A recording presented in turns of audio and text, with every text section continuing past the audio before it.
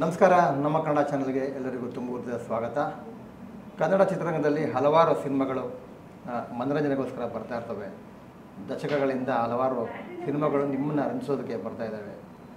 90ರ ದಶಕದಲ್ಲಿ ನಡೆದಂಥ ಒಂದು ಪ್ರೇಮಕತೆ, ನವಿರಾದ ಪ್ರೇಮಕತೆ ಎಲ್ಲರ ಮನಸ್ಸನ್ನು ಹಾಡುಗಳ ಮೂಲಕ ಆಲ್ರೆಡಿ ಮುಟ್ಟಿದೆ. ಆ ಒಂದು ಟ್ರೈಲರಿಂದ ತುಂಬ ಜನ ಸಿನಿಮಾ ತುಂಬ ಚೆನ್ನಾಗಿದೆ, ನೋಡಬೇಕಲ್ಲ ಅನ್ನುವಂಥ ಕುತೂಹಲ ಕೂಡ ಹುಟ್ಕೊಂಡಿದೆ. ಇವತ್ತು ಆ ತಂಡ ನನ್ನ ಜೊತೆ ಇದೆ, ಬನ್ನಿ ಮಾತಾಡೋಣ. ಸರ್ ನಮಸ್ಕಾರ. ನಮಸ್ಕಾರ. ಹೇಳಿ ಸರ್, 90ರ ದಶಕದ ಒಂದು ಸಿನಿಮಾ ಮಾಡಿಕೊಟ್ಟಿದ್ದೀರಿ. ಮೊದಲು ನಿಮ್ಮ ಪರಿಚಯ ಮಾಡ್ಕೊಂಬಿಡಿ ಪ್ರೇಕ್ಷಕರಿಗೆ. ನಮಸ್ಕಾರ, ನನ್ನ ಹೆಸರು ಅರುಣ್ ಕುಮಾರ್ ಅಂತ. ಈ ಸಿನಿಮಾದ ನಿರ್ಮಾಪಕ ಮತ್ತು ಒಂದು ನಟ ಕೂಡ ಒಂದು ಪಾತ್ರದಲ್ಲಿದ್ದೀನಿ, ಮುಖ್ಯವಾದ ಪಾತ್ರದಲ್ಲಿ. ತಂಡ ಎಲ್ಲ ಒಂದು ಫ್ಯಾಮಿಲಿಯಾಗಿ ಬಂದಿದ್ದೀವಿ. Entire family will give A superb entertainment. ಎಲ್ಲರಿಗೂ ಒಂದು ಮೆಚ್ಚಿಸುವಂಥ ಒಂದು ಸಿನಿಮಾ ಮಾಡಿದ್ದೀವಿ. ಇನ್ನು 28 ಫೆಬ್ರವರಿ ನೀವೆಲ್ಲ ನೋಡ್ತೀರಾ, ಖಂಡಿತ ಬಂದೆಲ್ಲ ನೋಡಿ. ಹೇಳಿ, ನಮ್ಮ ನಿರ್ದೇಶಕರು ನಂದಕುಮಾರ್. ನಮಸ್ತೆ, ನನ್ನ ಹೆಸರು ನಂದಕುಮಾರ್ ಅಂತ. ಈ ಸಿನಿಮಾನ ಡೈರೆಕ್ಷನ್ ಮಾಡಿದ್ದೀನಿ. ಸರ್, ಸಿನಿಮಾ ಅಂದ ಕೂಡಲೇ ಎಲ್ಲರಿಗೂ ಒಂದು ಕ್ಯೂರಿಯಾಸಿಟಿ ಇರುತ್ತೆ, ಹೇಗಿರ್ಬೋದು ಅಂತ. ಸಿನಿಮಾ ಮಾಡೋದು ಮುಖ್ಯ ಅಲ್ಲ, ಅದಕ್ಕಿಂತ ಮುಂಚೆ ನೀವು ವೀಕ್ಷಕ ಆಗಿರ್ತೀರ. ಯಾಕಂದರೆ ಹಲವಾರು ಸಿನಿಮಾಗಳು ನೋಡಿರ್ತೀರ. ಸಿನಿಮಾಗಳು ನೋಡಿದಾಗ ಏನು ಈ ಸಿನಿಮಾ ಹೀಗಿದೆ, ಹಂಗಿರ್ಬೇಕಾಯ್ತು, ಹಿಂಗಿರ್ಬೇಕು ಇದು ಅಂತ.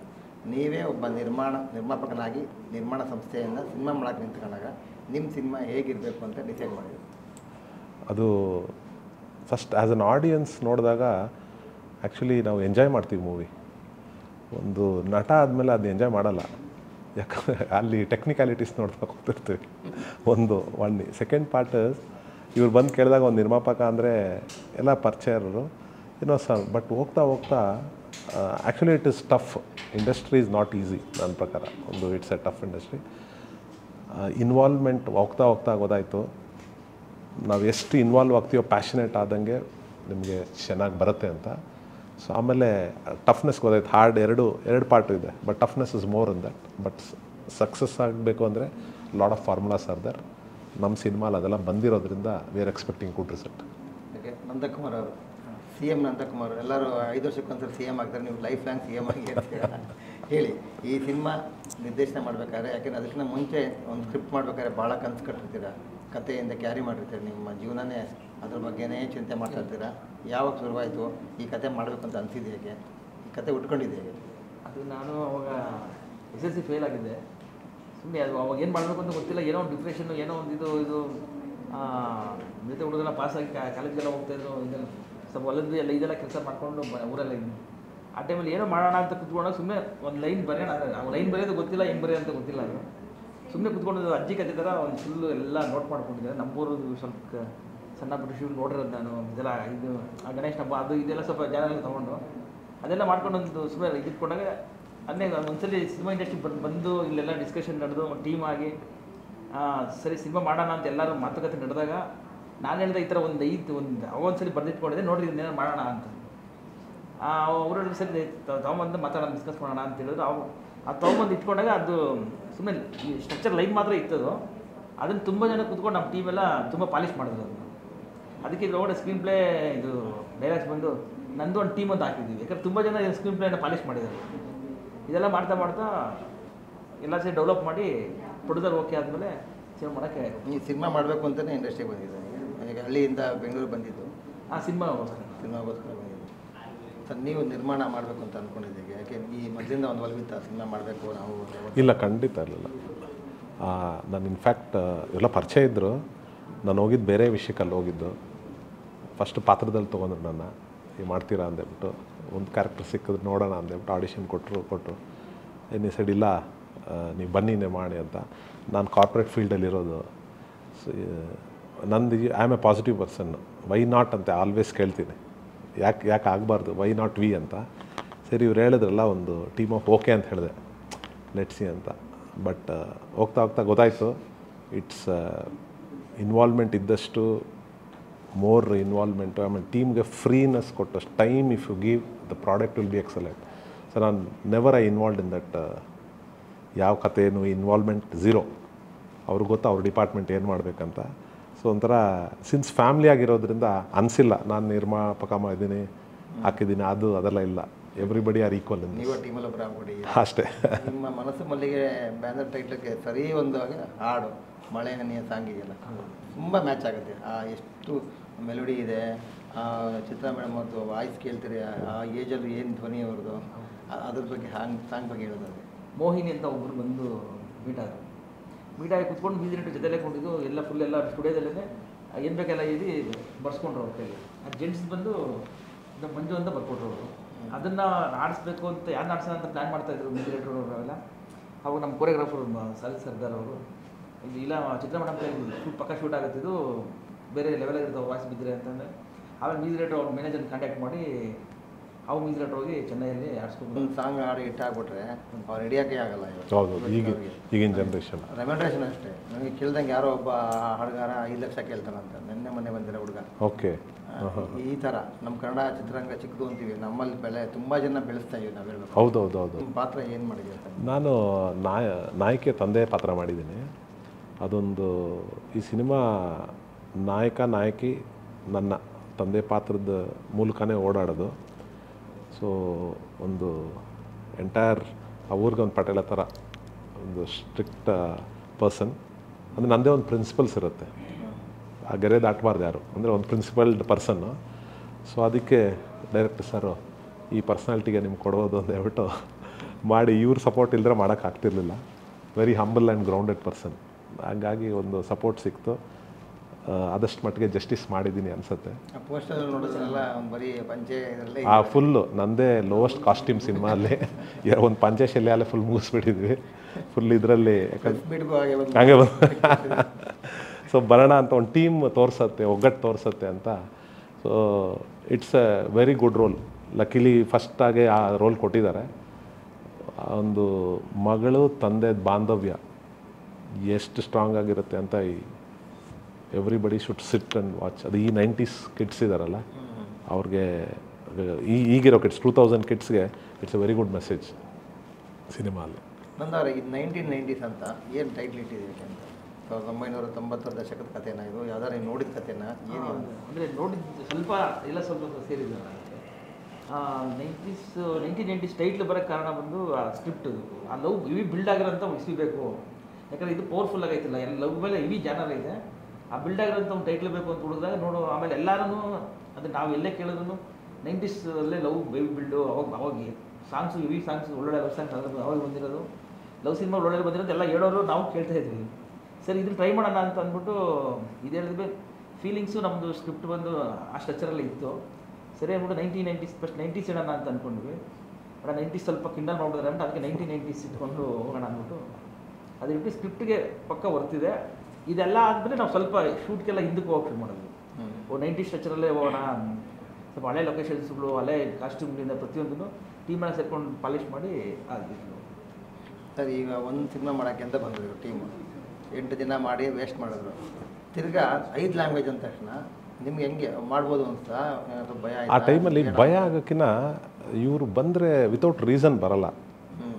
I always question pros and cons, ಯಾಕೆ ಬಂದಿದ್ದಾರೆ ಅಂತ ಜಸ್ಟಿಫೈ ಮಾಡೋದಕ್ಕೆ they had a solid platform ಬಂದರು. ಸೊ ಎನಿಬಡಿ ಯಾರೂ ಪರ್ಫೆಕ್ಷನ್ ಇಲ್ಲ ಸರ್, ಭಗವಂತ ಬಿಟ್ಟರೆ ಆಲ್ವೇಸ್ ಅಪ್ಸ್ ಆ್ಯಂಡ್ ಡೌನ್ಸ್ ಇರುತ್ತೆ. Then hardly 8 days let us take it. ಯಾಕಂದ್ರೆ ಒನ್ಸ್ ಯು ಗಾನ್ ಇನ್ ಮೇಲೆ ಡಿಸಿಷನ್ ಆದಮೇಲೆ ಯು ಶುಡ್ ಪ್ರೊಸೀಡ್. ಹಂಗಾಗಿ ಅದೇ ಹೇಳಿದಲ್ಲ, ಇವರ ಕಮಿಟ್ಮೆಂಟು ಪ್ಲಸ್ ಸಿನಿಮಾದ ಆ ಮ್ಯೂಸಿಕ್ ಡೈರೆಕ್ಟ್ರು, ನಮ್ಮ music, script very strong pillars. ಆ ಸ್ಟ್ರಾಂಗ್ ಪಿಲ್ಲರ್ ಎಂಟೈರ್ ಫ್ಯಾಮ್ಲಿನ ಕಾಪಾಡುತ್ತೆ. ಸೊ ಅಷ್ಟು ಎಫರ್ಟ್ಸ್ ಹಾಕಿ ಇವ್ರದ್ದೆಲ್ಲ ಇವತ್ತು ನಾವು ಎಲ್ಲೋ ಹೋಗಿದೆ, ನಾವು ಏನು ಅಂದ್ಕೊಂಡಿದ್ದೆಲ್ಲ ಹೋಗಿದೆ. But still no regrets. ಆ ಸಿನಿಮಾ ನೋಡಿದ್ಮೇಲೆ ನಮ್ಗೆ ಗೊತ್ತಾಗುತ್ತೆ ಇಟ್ ವಿಲ್ ಡೂ ವೆಲ್ ಅಂತ. ಸೊ ಅದು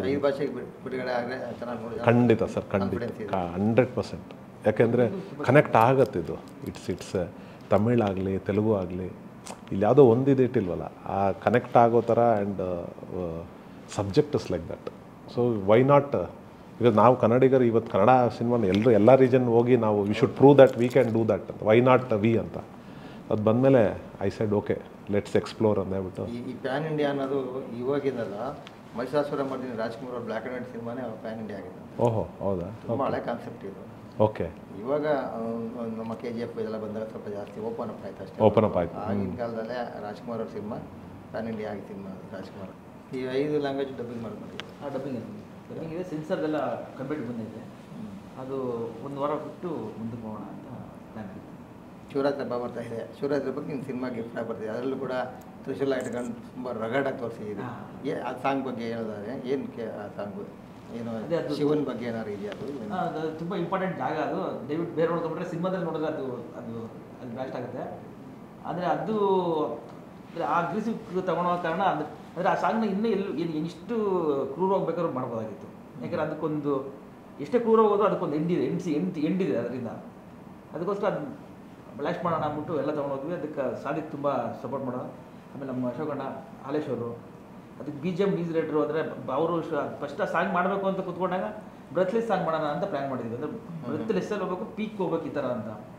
ಅದು ಮಾಡೋ ಟೈಮಲ್ಲಿ ಆಲ್ಮೋಸ್ಟ್ ಬ್ರೆತ್ಲೆಸ್ಸೇ ಸಿಕ್ತು. ಅಂದರೆ ಅಲ್ಲಲ್ಲಿ ಮಾಮೂಲಿ ಪ್ಯಾಟ್ರನ್ನು ಇಟ್ಕೊಂಡು ಒಂದು ಬ್ರ್ಯಾಂಡ್ ಮಾಡ್ಕೊಳೋದು. ಈ ಮಳೆ ಸಾಂಗಲ್ಲಿ ಇದೊಂದು ಮೆಲೋಡಿಯಾಗಿ ಬರ್ತಾ ಇರ್ತದೆ. ಅಲ್ಲಿ ಸಡನ್ನಾಗಿ ಒಂದು ಕಡೆ ರ್ಯಾಶ್ನೆಸ್ ತೋರಿಸಿದ್ದೀರಾ.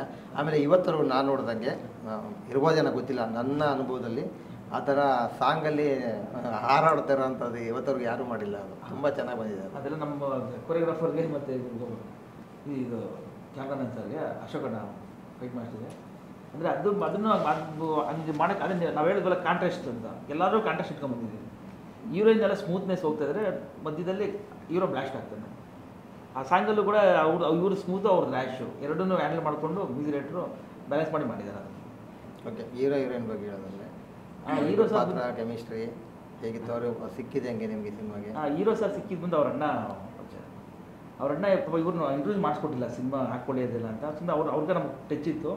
ಅವ್ರ ಅಣ್ಣವರು ನಮ್ಮ ಸ್ಕ್ರಿಪ್ಟ್ನ ಎಷ್ಟೋ ತುಂಬ ಪಾಲಿಷ್ ಮಾಡಿದ್ದಾರೆ. ಅವ್ರ ಅಣ್ಣ ಹತ್ರ ಸ್ವಲ್ಪ ದಿನ ಡಿಸ್ಕಸ್ ಮಾಡಿದ್ವಿ, ಸ್ಕ್ರಿಪ್ಟ್ ಅವ್ರು ಪಾಲಿಷ್ ಮಾಡಿದ್ರು. ಈಗ ಅವ್ರ ತಂದೆಯವರು ಕೂಡ ಎಡಿಟ್ರು. ಹೌದು, ದೊಡ್ಡ ಲೆಜೆಂಡ್ ಇದ್ದವರು. ಅಂದರೆ ಅವ್ರು ನಮ್ಗೆ ಟಚ್ ಇರಲಿಲ್ಲ ಆ ಟೈಮಲ್ಲಿ. ಆಮೇಲೆ ಅರುಣ್ ಸರ್ ಒಂದ್ಸಲಿ ಚೆನ್ನೈಯಿಂದ ಯಾರೋ ಇಬ್ಬರು ಡೈರೆಕ್ಟರ್ನ ಶಾರ್ಟ್ ಮೂವಿ ಮಾಡಬೇಕು ಅಂತ ಒಂದು ಸ್ಕ್ರಿಪ್ಟ್ ತಂದಿದ್ರು. ಅವರು ನಮ್ಮ ಏನು ನೋಡೋದು ನಮ್ಮ ಹತ್ರ ಡಿಸ್ಕಸ್ ಮಾಡೋಕ್ಕೆ ಬಂದರು ಆ ಸ್ಕ್ರಿಪ್ಟ್ ಬಗ್ಗೆ. ಅವ್ರು ಹೇಳಿದ ಲೈನ್ ನೋಡಿ ಶಾಕ್ ಆಗ್ಬಿಟ್ಟೆ ನಾನು. ಹೆಂಗೆ ಅಂತಂದರೆ ಅದನ್ನ ಏನು ಮಾಡಬೇಕಂತಂದರೆ ಆರ್ಟಿಸ್ಟ್ ಗಡಿಸ್ಬೇಕು ಅಂತ. ಅದನ್ನು ಇಂಥ ಸ್ಕ್ರಿಪ್ಟ್ ಚಾಯ್ಸ್ ಮಾಡ್ಕೊಂಡು ಅವರಂದರೆ ಈ ಹುಡುಗ ಏನೋ ಪಕ್ಕ ಹೊರ್ತೈತೆ ಅಂದ್ಬಿಟ್ಟು ಮೈಂಡಲ್ಲಿತ್ತು. ಅಷ್ಟೊತ್ತಿನ ಪ್ರೊಡ್ಯೂಸರ್ ಓಕೆ ಆಗಿಲ್ಲ. ನಾನು ನೋಡಿದ್ರೆ ಪ್ರೊಡ್ಯೂಸರ್ ಓಕೆ ಆಗಿ ಎಲ್ಲ ಆಗಿ ಇನ್ನೊಂದು ವಾರ ಶೂಟ್ ಹೋಗಬೇಕು ಅನ್ನೋ ಟೈಮಲ್ಲಿ ಫೋನ್ ಮಾಡಿದ್ರು. ನೋಡೋವಾಗ ಈ ಥರ ಬರಬೇಕು, ಈ ಥರ ನಮ್ಮ ಸಿನಿಮಾದಲ್ಲಿ ಮೇನ್ ಕ್ಯಾರೆಕ್ಟರ್ ಲೀಡ್ ಮಾಡಬೇಕು ಅಂತ ಒಂದು ಮಾತು ಹೇಳಿದ್ರೆ, ಸ್ಟೋರಿನೂ ಕೇಳಿದ್ರೆ ಬಂದು ಮಾಡಿದ್ರು. ಅವ್ರದ್ದು ಒಂದು ಸೋಷಿಯಲ್ ಮೀಡಿಯಾ ನೋಡಿನೇ ಇದು ಹೇಳಿದ್ದು. ಆಮೇಲೆ ಅವ್ರ ಕಡೆಯಿಂದ ಬಂದು ಮಾತಾಡಿ ಅವ್ರ ಅಣ್ಣನೂ ಇನ್ನೊಬ್ರು ಬಂದಿದ್ರು, ಅವ್ರ ತಮ್ಮನೂ ಮೇಡಮ್ಮು. ನಾವು ಮಾತಾಡಿದಾಗ ಅವ್ರ ಅಮ್ಮವರೆಲ್ಲ ಇದು ಮಾಡಿ ಅವರು ತುಂಬ ಸಾಥ್ ಕೊಟ್ಟಿದ್ದಾರೆ. ಸಿನಿಮಾ ಬಿಡುಗಡೆ ಆಗ್ತಾ ಇದೆ, ಪ್ರೇಕ್ಷಕರು ಕೊನೆಯದಾಗಿ ಏನು ಹೇಳ್ತೀರಾ? ಇದು 1990s ಎಲ್ಲರೂ ನೋಡೋಂಥ ಸಿನಿಮಾ. ಕುಟುಂಬದ ಜೊತೆ ಬನ್ನಿ. ಈಗಿನ ಜನ್ರೇಷನ್ಗೆ ಏನು ವ್ಯಾಲ್ಯೂಸ್ ಈ ಸಿನಿಮಾ ಅಲ್ಲಿ ಭಾಳ ವ್ಯಾಲ್ಯೂಸ್ ಸಿಗುತ್ತೆ. ಯಾಕಂದರೆ ಇವತ್ತಿನ ಜನ್ರೇಷನ್ಗೆ ರಿಲೇಷನ್ಶಿಪ್ದು ವ್ಯಾಲ್ಯೂಸ್ ಅಷ್ಟು ಗೊತ್ತಾಗ್ತಿಲ್ಲ. ಈ ಸಿನಿಮಾಲಿ ಒಂದು ತಂದೆ ಮಗಳು ಒಂದು ಬಾಂಧವ್ಯ ಏನಿದೆ ಆ್ಯಂಡ್ ಒಂದು ಫ್ಯಾಮಿಲಿ ಅಂದರೆ ಏನು ಅಂಥದ್ದು ವ್ಯಾಲ್ಯೂಸ್ ಇದೆ. ಆ್ಯಂಡ್ ಪ್ರತಿಯೊಬ್ಬರು 2 ಅವರು ನಿಮಗೆ music 18-13 bit BGMs Aadhaar. It's A musical thriller, love ಎಲ್ಲ ಎವ್ರಿಥಿಂಗ್ ಇಸ್ ಎ ಜಾನರ್ ಅಂದಿದೆ. ಖಂಡಿತ 28ಕ್ಕೆ ಎಲ್ಲರೂ ಬಂದು ಫ್ಯಾಮಿಲಿ ಜೊತೆ ಬಂದು ನೋಡಿ ಅಂತ ನನ್ನ ವಿನಂತಿ. ಹೇಳಿ ನಿರ್ದೇಶಕರೇ. ಎಲ್ಲರಿಗೂ ನಮಸ್ಕಾರ. ನಾವು ಸಿನಿಮಾ ಫೀಲ್ ಆದಾಗಿಂದ ಥಿಯೇಟ್ರಿನ ದೇವಸ್ಥಾನ ಅಂದ್ಕೊಂಡಿದ್ದೀವಿ. ಅವ್ರ ಟಿಕೆಟ್ ಕೊಟ್ಟು ಒಳಗೆ ಬರೋರು ದೇವ್ರುಗಳು ಅಂತ ಅಂದ್ಕೊಂಡಿದ್ದೀವಿ. ನೀವೇ ನಮ್ಗೆ ಕಾಪಾಡಬೇಕು. ಇಲ್ಲಿಯವ್ರಿಗೆ ಏನೇ ಹೇಳಿದ್ರು ಅದು ನಮ್ಗೆ ಅದು ಯಾರೇ ಹೊಗಳಿದ್ರು ಯಾರೇ ಬೈದರು ನಮ್ಗೆ ಅದು ಫೀಲ್ ಆಗ್ತಾಯಿಲ್ಲ. ನೀವು ಬಂದು ಏನು ಹೇಳ್ತೀವೋ ಅದಕ್ಕೋಸ್ಕರ ನಾವು ವೆಯ್ಟ್ ಮಾಡ್ತಾಯಿದ್ದೀವಿ. ದಯವಿಟ್ಟು ಥಿಯೇಟ್ರಿಗೆ ಬನ್ನಿ. ಆಮೇಲೆ ನೀವೇನೇ ಹೇಳಿದ್ರು ನಾವು ತೊಗೊತೀವಿ. ವೀಕ್ಷಕರೇ, ಇಲ್ಲಿವರೆಗೂ ನಿರ್ದೇಶಕರು ಮತ್ತು ನಿರ್ಮಾಪಕರು ನಟನೆ ಕೂಡ ಮಾಡಿದ್ದಾರೆ ಸಿನಿಮಾದಲ್ಲಿ. ಅವರ ಅನುಭವಗಳನ್ನು 1990 ಸಿನಿಮಾ ಬಗ್ಗೆ ಹಂಚ್ಕೊಂಡಿದ್ದಾರೆ. ನೀವೆಲ್ಲ ಥಿಯೇಟ್ರಿಗೆ ಬಂದು ಸಿನಿಮಾ ನೋಡಿದ್ರೆ ಪ್ರತಿಯೊಂದು ಸಿನಿಮಾ ಗೆಲ್ಸದೆ ಕನ್ನಡ ಚಿತ್ರರಂಗ ಇನ್ನೂ ಉನ್ನತ ಸ್ಥಾನಕ್ಕೆ ಹೋಗುತ್ತೆ. ಯಾಕೆಂದರೆ ಕನ್ನಡ ಚಿತ್ರರಂಗ ಏನು ಸಾಮಾನ್ಯವಾದಲ್ಲ. ಎಂತೆಂಥ ದೊಡ್ಡ ನಟ ನಟಿಯನ್ನು ಹುಟ್ಟಾಕಿದಂಥ ಒಂದು ಪುಣ್ಯ ಕಲಾಕ್ಷೇತ್ರ ಅಂತ ಹೇಳ್ಬೋದು. ನಿಮ್ಮೆಲ್ಲರ ಸಾಥ್ ಈ ಸಿನಿಮಾಕ್ಕಿರಲಿ ಅಂತ ಕೇಳ್ಕೊತೀನಿ. ನಮಸ್ಕಾರ. ನಮ್ಮ ಕನ್ನಡ ಫೇಸ್ಬುಕ್ ಪೇಜ್ ನ ಲೈಕ್ ಮಾಡಿ, ಯೂಟ್ಯೂಬ್ ಚಾನೆಲ್ ನ ಸಬ್ಸ್ಕ್ರೈಬ್ ಮಾಡಿ. For more updates click on the bell icon. ನಮ್ಮ ಕನ್ನಡ ಡಿಜಿಟಲ್ ಮೀಡಿಯಾ.